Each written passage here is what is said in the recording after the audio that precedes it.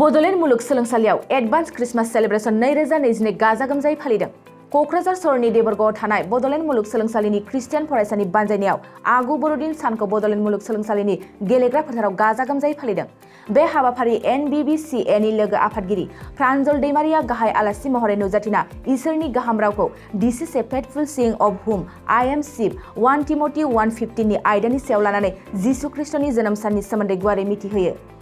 मुलुगसोलोंसालिनि फरायसाफोरा दिनै बे दिनैनि तारिखाव क्रिसमास एबा एडभान्स क्रिसमास सेलिब्रेट खालामदों आरो बेयाव फैनानै थारैनो गोजोननाय मोन्दों। बिथांमोननि गोबां रंगिना संगिना बे प्रग्रामाव बाहागो लादों आरो गाहाय आयदाया जाहैबाय बिथांमोन 2 टिमथि 7 जिसु ख्रिस्टनि बुहुमाव फैनायनि जि गाहाय थांखि बे थांखिखौनो बे सिरियाव फोरमायनाय जादों। जिसु ख्रिस्टआ इसोर जानानै संसाराव मानसि माहारिनि जे बे पापनि समस्या बे बासायनायनि पापनि पापनिफ्राय फोथार जानायनि जि खामानि बे खामानिखौ मावनो फैदोंमोन आरो मानसिखौ पापनिफ्राय बासायनानै इसोरजों लोगोसे खालामनो थाखाय फैदोंमोन। बेखौनो दिनै गाहाय आयदा हिसाबै सावरायनाय जादों। जिसुआ मानो संसाराव सारि जाफैदोंमोन इसोर जानानैबो बिनि गाहाय थांखियानो बेनो। बेखौनो बिथांमोनाबो गाहाय आयदा हिसाबै लानानै सावरायनाय जादों। दिनै मुलुगाव जिसु ख्रिस्टनि जोनोम सान हिसाबै 25 डिसेम्बरखौ मानसिफोरा फालिनाय जायो आरो बेखौ लानानै दिनै रंजानाय जायो आरो रंजाथाव बाथ्राया बेयो जे सान्थिनि बाथ्रा जि गोजोननायनि बाथ्रा मानसिनि लाना फैबाय, अनलायनायनि बाथ्रा बियो लानानै फैबाय आरो मानसिखौ पापनिफ्राय बासायनायनि खामानिखौ जे फोजोबनानै गालांबाय। बिनि गेजेरजों दिनै मानसिया जे रंजानाय जे गोजोननाय मानसिया बिनि जोनोमाव मोनो बे गोजोननाय बे रंजानाया बुहुमनि जेरावबो थाथों होननानै दिनै बुहुमा मोनसे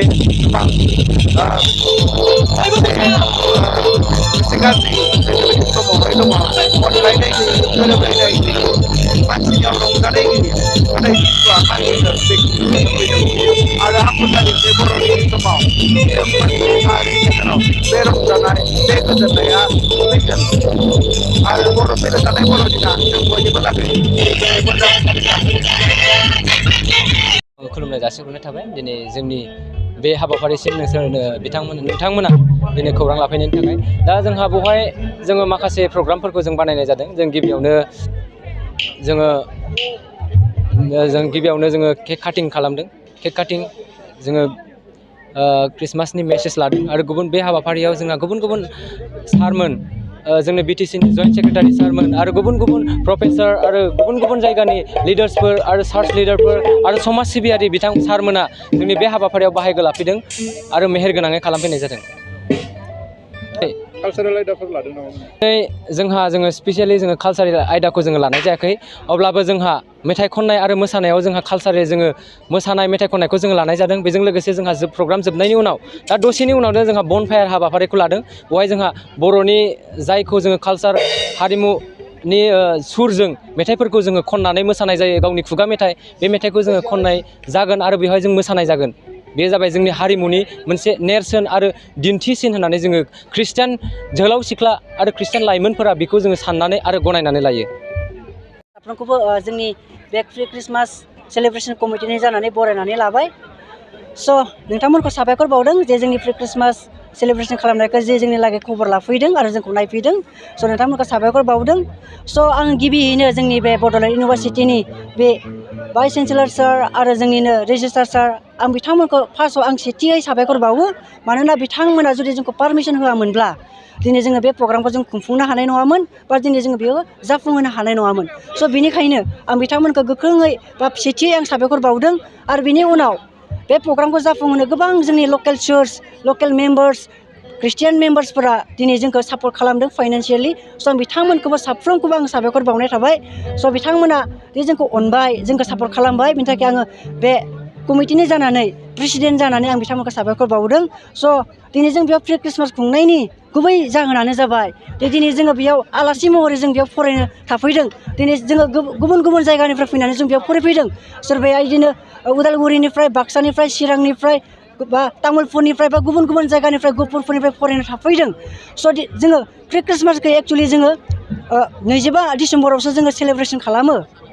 बाट बै समाव जों बयबो न'आव थांनानै जोंनि न'खरनि मानसिफोरखौ लोब्बा लानानै जोंनि गामिनि मानसिफोरखौ लोब्बा लानानै जों सेलेब्रेसन खालामनाय जायो नाथाय बे प्रि ख्रिस्टमास खुंनायनि मिनिङानो जाबाय दिनै जे जोङो बेहाय आलासि महरै दङ स' बेहाय जोङो 25 डिसेम्बराव जोङो बेयाव रावबो खौसेथि थानाय नङा जों गावबा गाव न'आव थांगोन बेनिखायनो जोङो आगोलावनो जोङो ख्रिस्टियान स्टुडेन्टफोरा ज' जानानै ख्रिस्टियान दिनै जोङो फरायसाफोरा ज' जानानै जों बे प्रि ख्रिस्टमास जोङो बे हाबाफारिखौ जों लानाय जादों आरो बेजों लोगोसे बेनो जाबाय बे जोंनि फरायनायजों लोगोसे जोङो फरायनायावल' नङा जोंनि आत्मिक जिबनावबो जि स्पिरिचुवेल लाइफआवबो जों ग्र' जायो दिनै जोङो मानसिफोरा बुंनो थांब्ला मानसिफोरा मोननैल' आयदायाव मानसिफोरा गोसो होयो बेनो जाबाय मेन्टेलि एन्ड फिजिकेलि बाट मानसिया जुदि मोजाङै थांना थानोबा बा मोजाङै थानोब्ला जोंहा मेन्टेलि आरो फिजिकेलिल' थाब्ला जोंहा जानाय नङा बेनिखायनो जोंहा मोनथाम बुस्थु थानांगौ जायो बेनो जाबाय मेन्टेलि फिजिकेलि आरो स्पिरिचुवेलि जोंनि साननाय हनायाबो मोजां जानांगोन जोंनि देहा साइस्थ'आबो मोजां जानांगोन आरो जोंनि साननाय हनाय आरो जोंनि फरायनाय आरो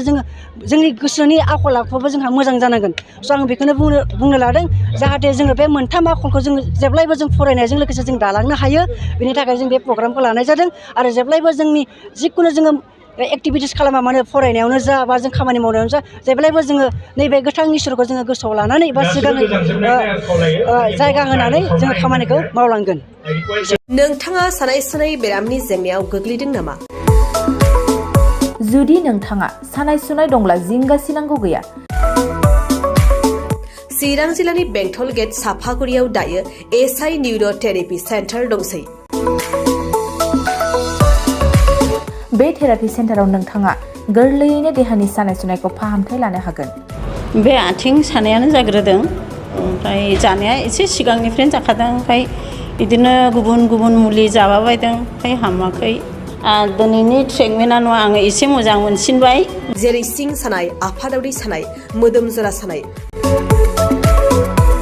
आइजोफोरनि जेंना खर' सानाय बायदि बेरामखौ फाहामनाय जायो। लोगोसेयैनो बे सेन्टाराव थानानै फाहामथाय लानो हानायनिबो सुबिदा खालामदों। नोंथांमोनहा एसआइ निउर' थेरापि सेन्टाराव फाहामथाय लानो गोसो दंब्ला नैबे मबाइल नम्बर 7620160459 नङाब्ला 9476977956 आव थोंजों सुलाद लानो हागोन।